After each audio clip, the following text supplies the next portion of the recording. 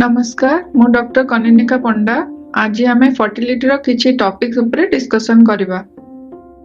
आजिकली आमे laptop usually लोक माने लैपटॉप रखी बा कोले रे रखी की काम करंती समस्ते।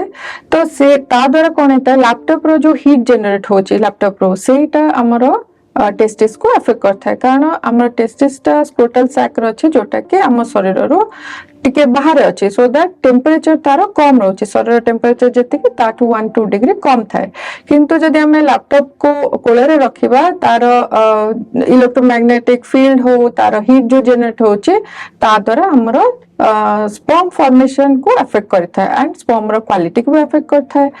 आ गोटे हला मोबाइल फोन आप जदि अल्प समय पय कि अल्प दिन एमती पॉकेट रे रखले कदेबा कोछि ताहाले सेटा एते अफेक्ट करेनी किंतु जदि आप रेगुलरली पॉकेट रे रखुचंती लंबा समय पय ताहाले तार भी सेम वे इलेक्ट्रोमैग्नेटिक फील्ड जो को it can affect the sperm quality.